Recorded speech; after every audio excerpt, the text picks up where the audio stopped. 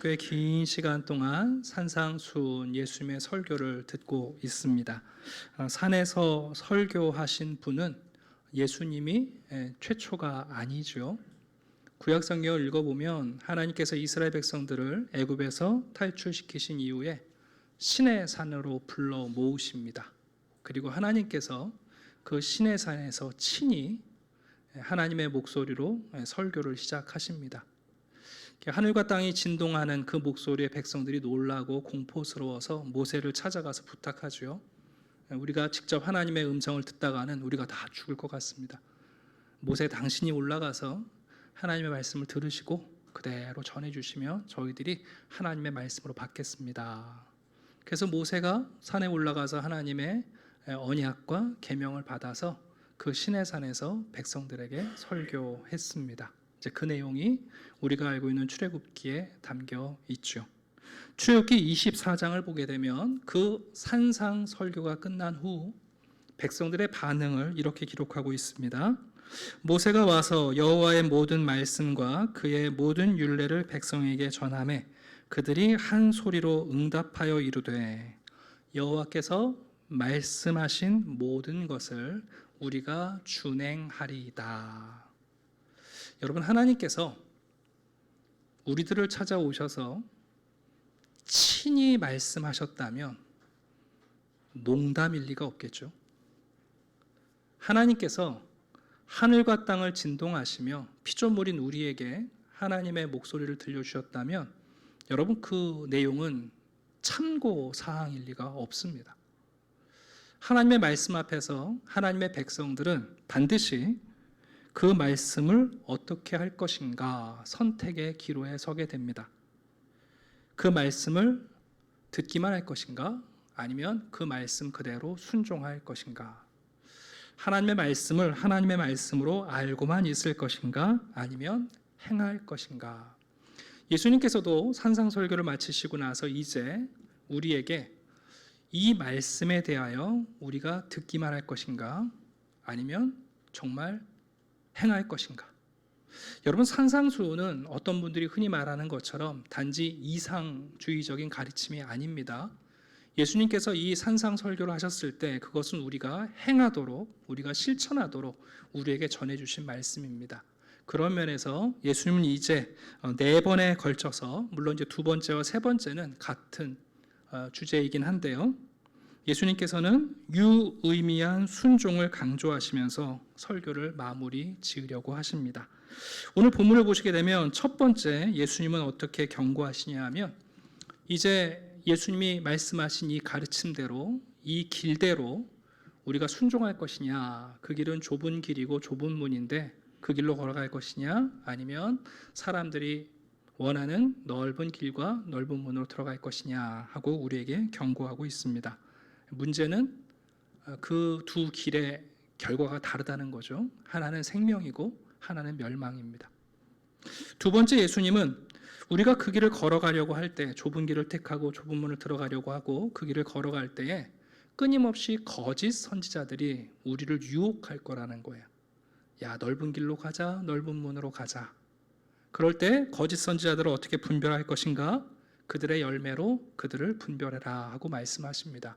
적어도 거짓 선지자들은 자기가 일이라는 걸 아는 사람들이에요. 양들은 모를 수 있지만. 근데 이제 그 다음 이야기는 좀 다른 이야기예요. 예수님을 주님으로 섬기고 주의 이름으로 여러 가지 사역을 하고 그것도 많은 사역을 하는 사람들이 있는데, 예수님께서는 문제는 뭐냐 하면 우리가 주의 이름으로 많은 일을 하는 것이 아니라 주님이 우리를 도무지 모르신다 하시면 그때 내가 하나님의 사람인지 아닌지 밝히 드러나리라 하고 우리에게 준엄하게 경고하고 계십니다. 그리고 마지막으로 지혜로운 건축자가 될 것이냐 아니면 어리석은 건축자가 될 것이냐 하시고는 이 설교를 마치고 있습니다. 그러니까 이스라엘 백성들이 시내산에서 그러하였고 모세의 설교를 듣고 했던 것처럼 우리도 예수님의 설교를 듣고 나서 지금 중요한 분기점에 서 있습니다. 예수님이 농담하신 거 아닐 거 아닙니까? 예수님께서 산상설교를 하시면서 참고사항이다 이렇게 말씀하신 게 아니잖아요. 예수님께서 내가 율법과 선지자를 완전하게 하려고 왔다 하시고는 이 말씀을 하시고, 내가 그 길이다. 내가 그 양의 문이다. 내가 그 나라와 그 의다 하고 선포하시면서 내 제자들은 나를 따르라 하고 계신 거 아닙니까? 제 설교를 듣고 지나가는 것이 아니라 이 시간 우리가 과연 이 산상설교의 내용대로 행할 것이냐 아니면 듣고 지나갈 것이냐 중요한 순간에 오셨습니다. 먼저 첫 번째입니다.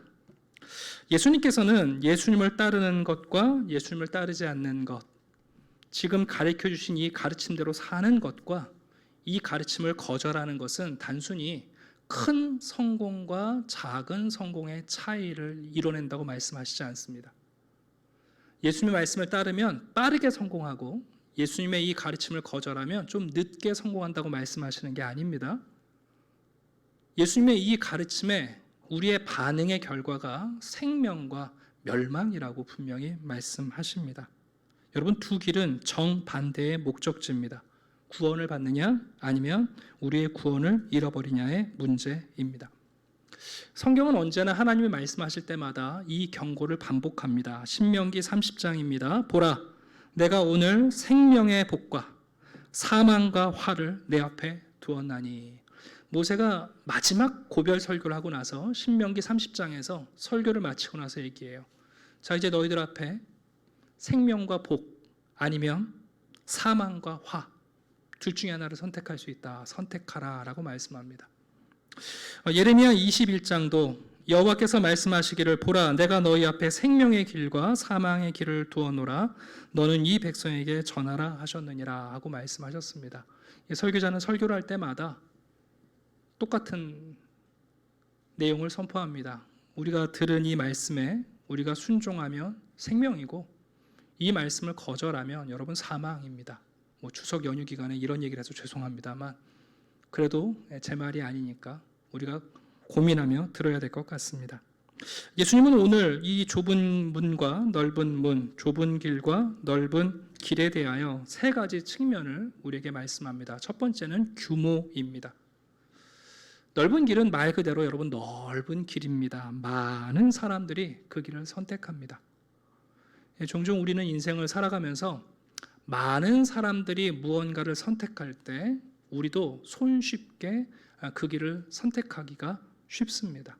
왜냐하면 많은 사람이 그 길을 걸었다면 안전할 것이다 하고 생각하는 거죠. 그런 면에서 여러분 넓은 길은 우리들에게 안정감을 선사합니다. 많은 사람들이 그 물건을 샀다면 그 물건 괜찮은 물건이다. 많은 사람들이 그 여행지에 가서 좋았다면 괜찮은 여행지일 것이다. 많은 사람들이 선택했다는 이유 때문에 우리는 안정감을 누립니다. 그리고 우리가 그 다수 중에 한 사람이 되었다는 것으로 안도감을 갖는 거죠. 예수님이 두 번째 말씀하신 건 이겁니다. 많은 사람들이 따르느냐 아니면 거의 따르지 않느냐, 한마디로 인기를 말합니다. 여러분, 우리 시대의 인기는 단순한 성공을 얘기하지 않죠. 인기가 있다는 것은 적어도 그것이 옳다라는 것을 반증하는 것처럼 느껴집니다. 인기 있는 사람이 어떤 일을 하면 그 일이 옳은 것처럼 생각되거든요. 그런 면에서 우리가 좁은 길과 좁은 문을 선택하기보다는 넓은 문과 넓은 길을 선택하는 이유는 그것이야말로 우리에게 안도감과 그 길이 옳다고 우리에게 확신을 주기 때문에 그렇습니다.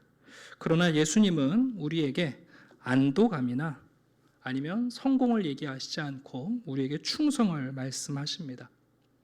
왜 사람들이 예수님이 걸어가신 그 길을 좁은 길이라고 여기고 그 길에 대하여 우리가 인기가 없을까요?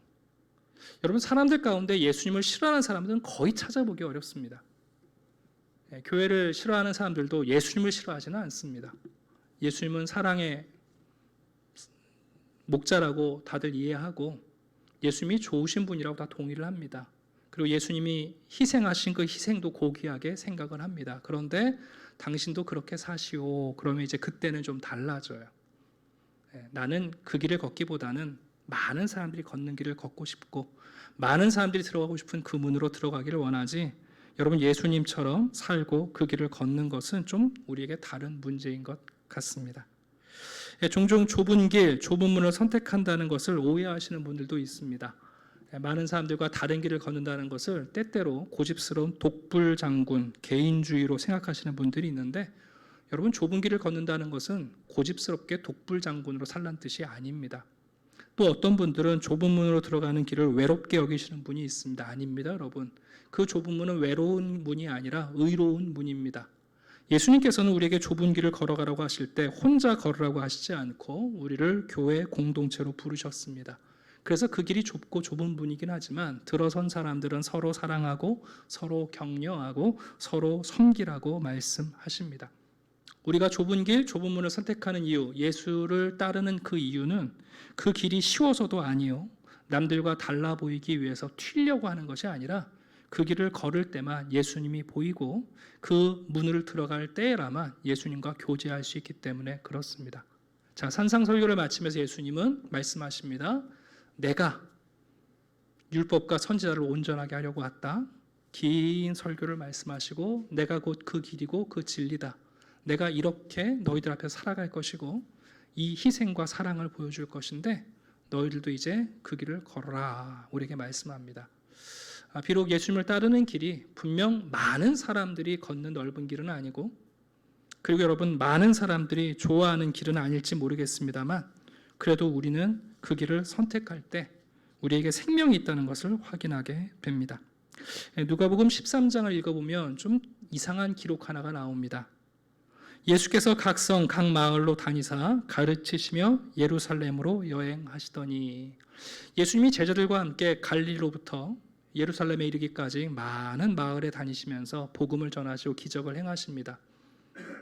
그럼 여러분, 우리 생각에는 많은 사람들이 예수를 믿고 구원을 받을 것 같잖아요.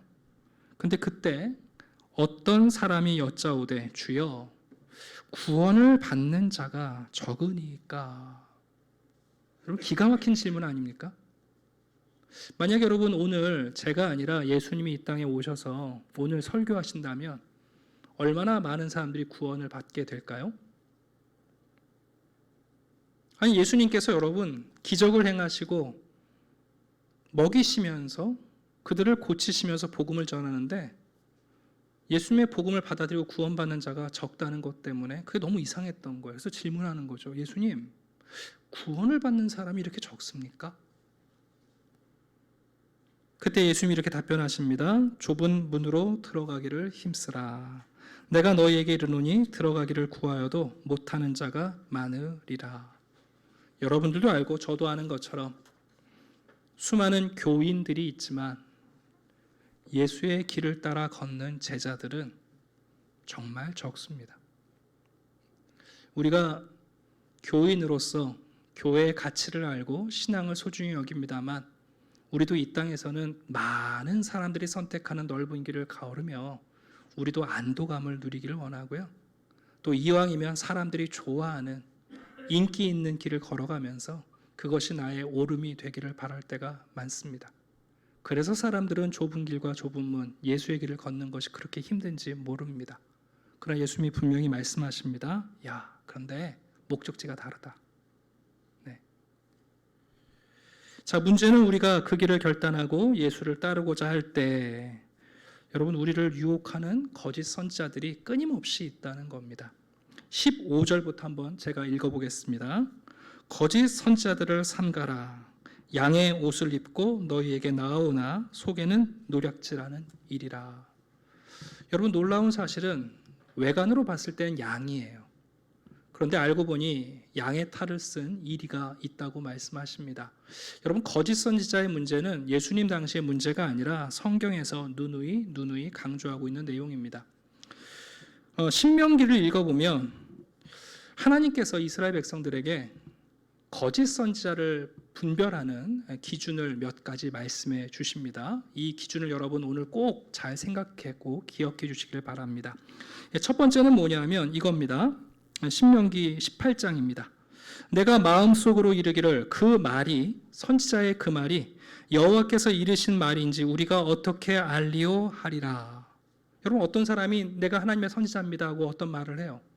정말 그 말이 하나님의 말인지 어떻게 알 수 있습니까? 만일 선지자가 있어 여호와의 이름으로 말한 일에 증언도 없고 성취함도 없으면 이는 여호와께서 말씀하신 것이 아니요 그 선지자가 제 마음대로 한 말이다. 하나님의 이름으로 무언가를 예언하고 무언가를 가리켰어요. 근데 그것이 그대로 되면 그 사람 하나님의 선지자겠지만 그가 말한 대로 안 이루어지면 그것은 하나님의 말씀이 아니라 자기 뜻대로 말한 거니까 그런 사람은 가짜 선지자다. 이 분별 방법식은 아주 쉽습니다.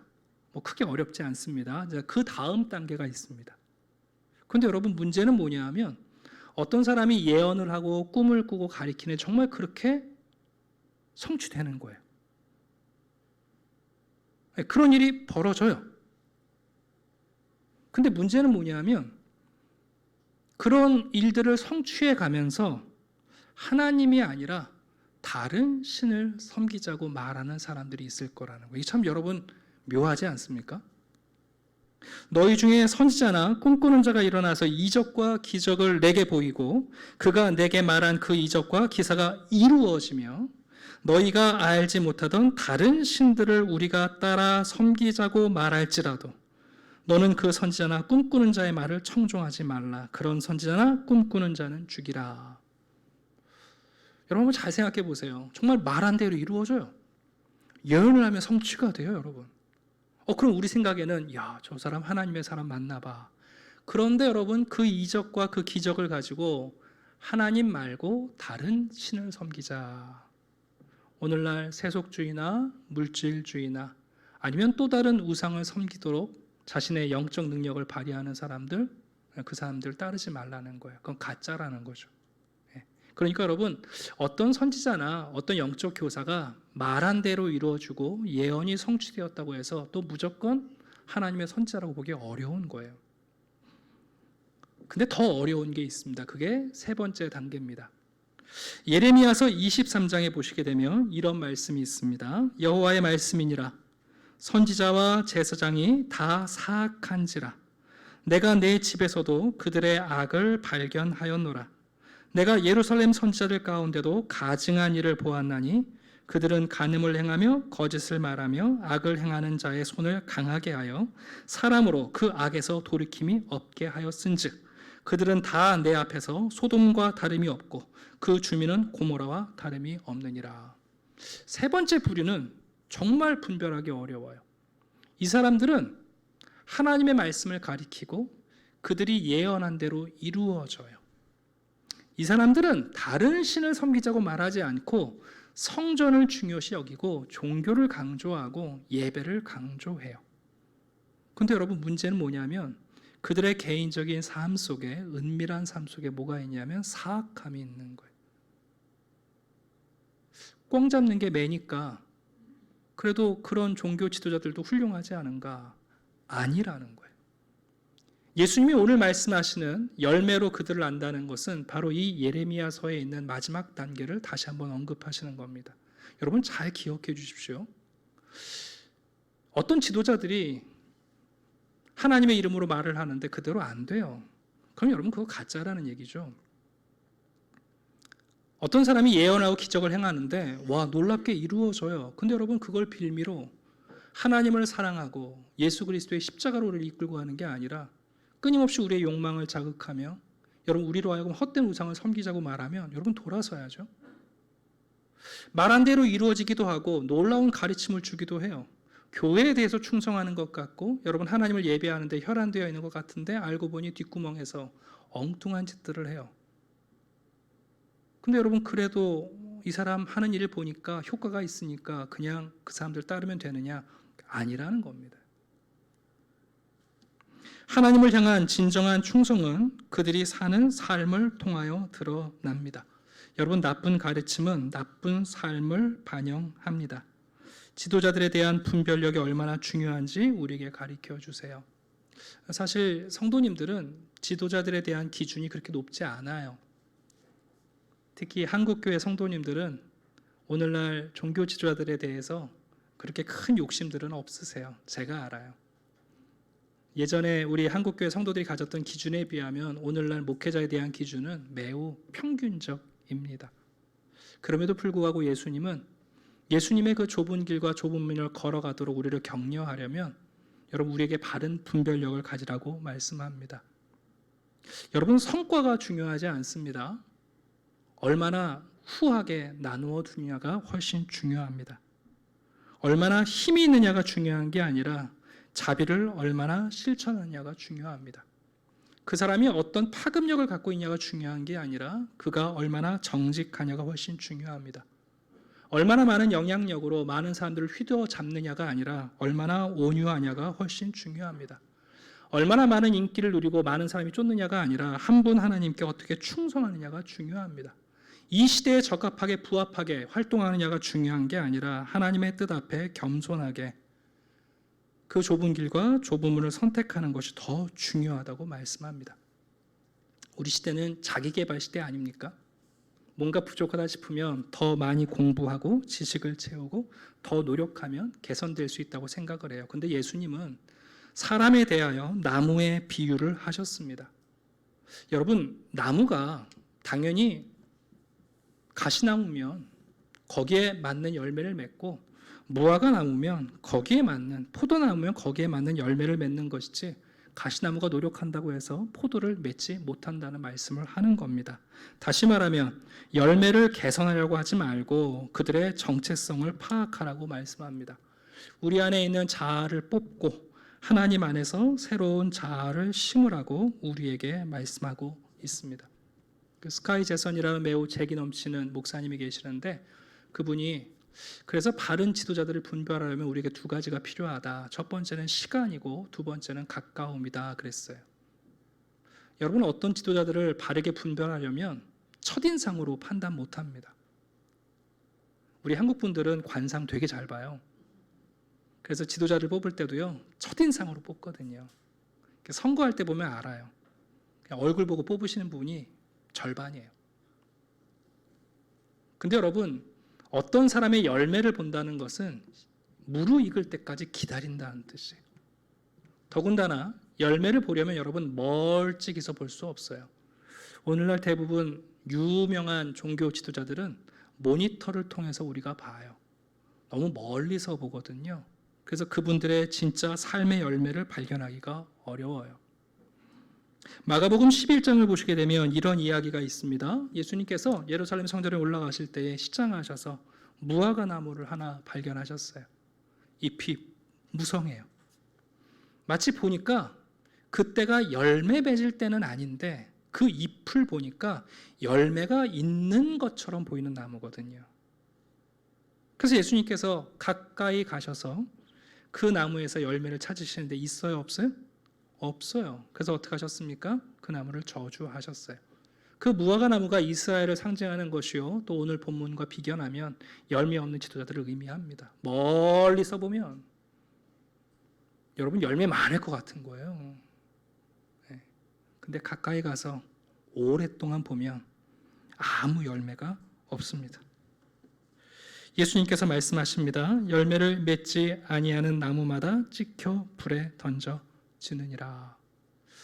여러분 예수님을 따라 좁은 길과 좁은 문을 우리가 선택하고 걸어갈 때에 여러분 어떤 지도자들을 만날 것인가 정말 잘 분별하셔야 합니다.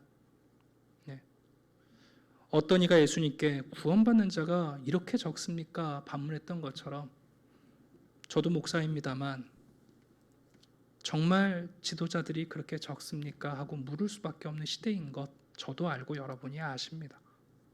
그런 면에서 오늘 이 예수님의 말씀을 우리에게 얼마나 어려운 말씀인지 고민하게 됩니다. 그래도 여러분 이 거짓 선지자는 자기가 일이라는 걸 아는 사람이에요. 그 다음에 나오는 상황은 더 안 좋아요. 21절부터 제가 읽어드릴게요. 나더러 주여 주여 하는 자들이 있다. 그런데 그들도 다 천국에 들어가는 건 아니다. 여러분 가짜 선지자들은요 자기가 적어도 일이라는 걸 아는 사람이에요. 그런데 여러분 지금 언급하는 분은 좀 더 안 좋은 상황이에요.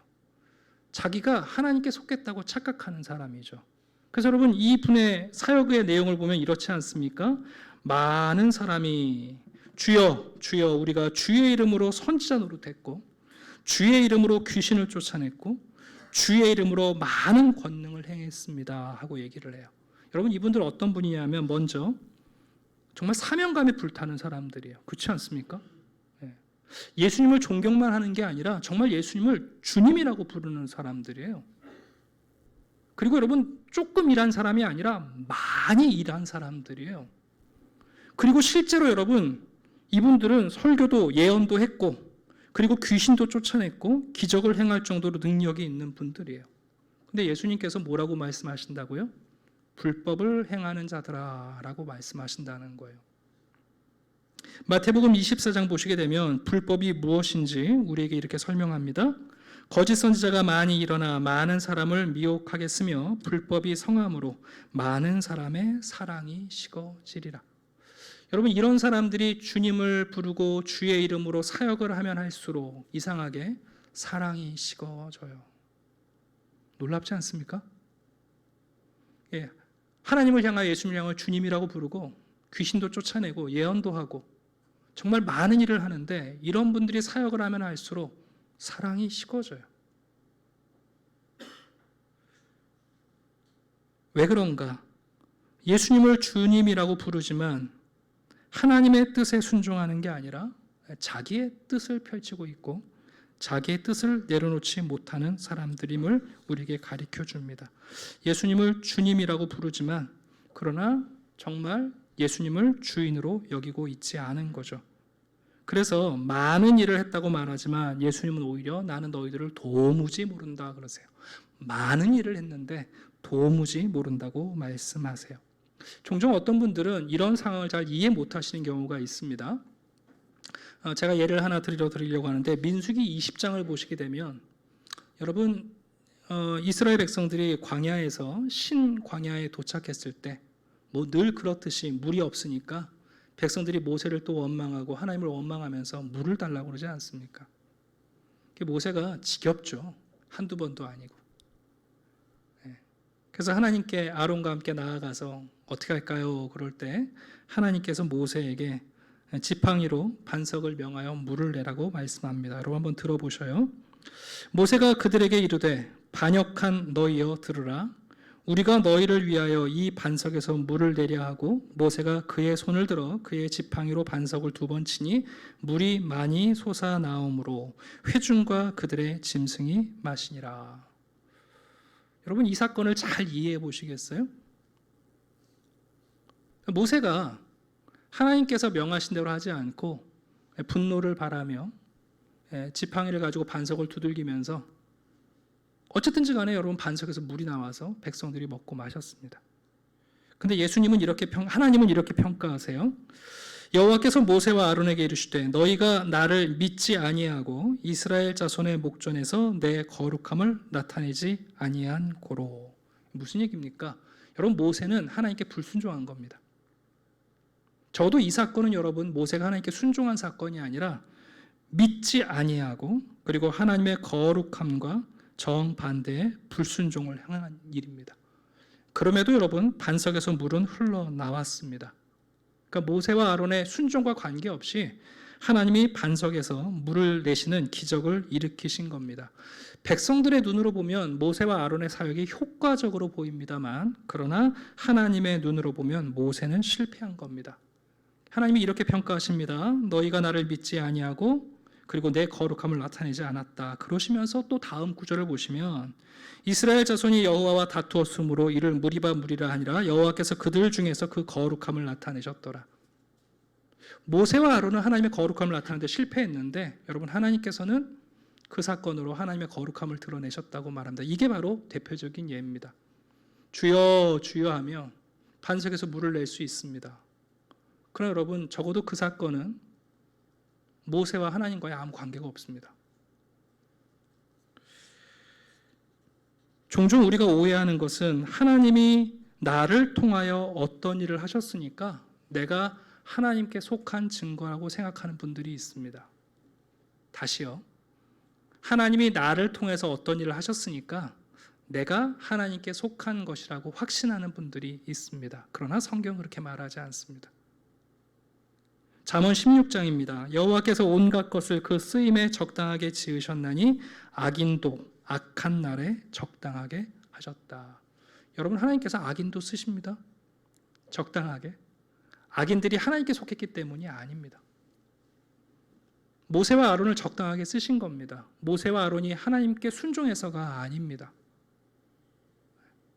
이 말씀은 여러분 정말 우리에게 매우 준엄한 말씀 아닙니까? 다시 말하면 우리 가운데 그 누구도 우리의 마지막 날을 함부로 자신해서는 안 됩니다.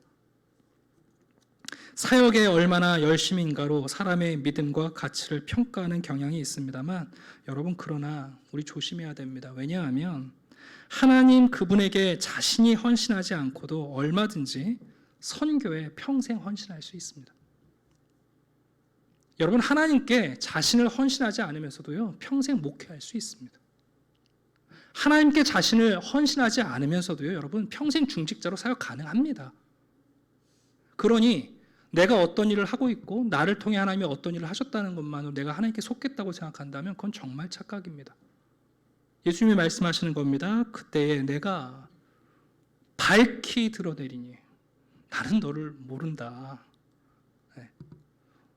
너를 통해서 어떤 일이 벌어졌는지는 그건 중요하지 않다. 나는 너를 모른다. 네. 마태복음 12장을 보시게 되면 예수님께서 한참 사역하실 때 마리아와 형제들이 예수님을 데리러 온 적이 있습니다. 사람들이 그때 예수님께 얘기하잖아요. 예수님, 모친하고 형제들이 예수님 데리러 왔습니다. 예수님이 이렇게 말씀하십니다. 누가 내 어머니며 내 동생들이냐 하시고 손을 내밀어 제자들을 가리켜 이르시되 나의 어머니와 나의 동생들을 보라. 누구든지 하늘에 계신 내 아버지의 뜻대로 하는 자가 내 형제요 자매요 어머니니라. 오늘날 우리 신앙 공동체들은 산상수훈을 행하기보다는 종교적 성취나 성공이나 부흥이나 인기나 영향력을 가지려고 애를 씁니다.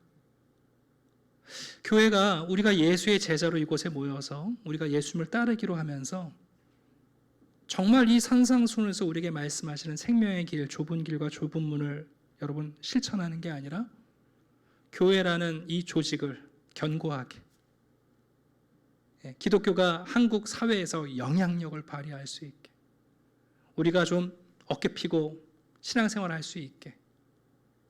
그러나 여러분, 그거는 예수님과 우리의 관계에 아무 의미가 없는 겁니다.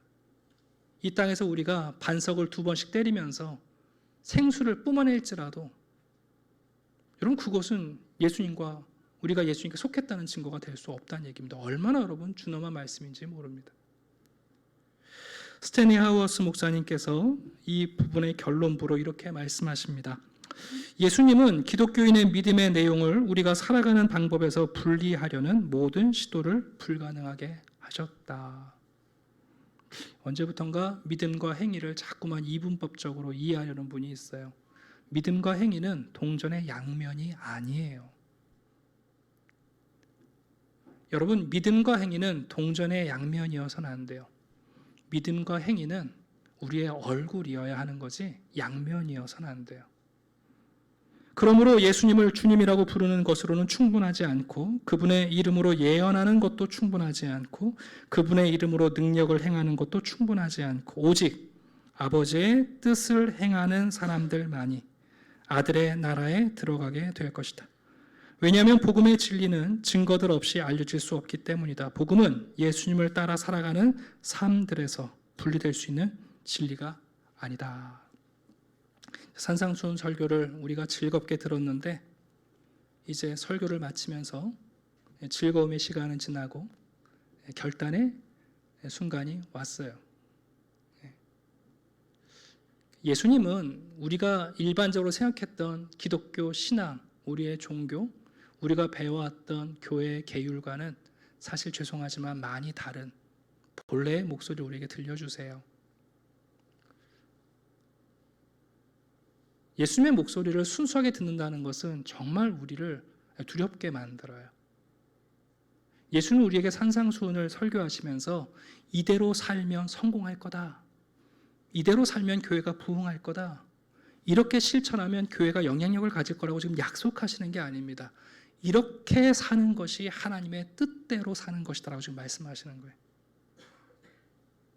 마지막 날 그때에 예수님은 우리가 주의 이름으로 무엇을 했기 때문에, 주의 이름으로 엄청나게 많은 일을 했기 때문에, 내가 예수님의 이름으로 거대한 일을 했기 때문에 우리를 알아보시는 것이 아니라 내가 하나님의 뜻대로 행하는 하나님의 자녀가 되었기 때문에 우리를 아신다고 하는 거거든요. 마크 트웨인이라는 유쾌한 작가가 재밌는 글을 남겨놓았어요. 성경에서 신경 쓰이는 것은 이해할 수 없는 부분이 아니라 너무나 쉽게 이해되는 부분이다. 여러분, 하나님의 말씀 중에 우리가 이해할 수 없는 말씀이 우리를 곤란하게 하는 게 아니지 않습니까?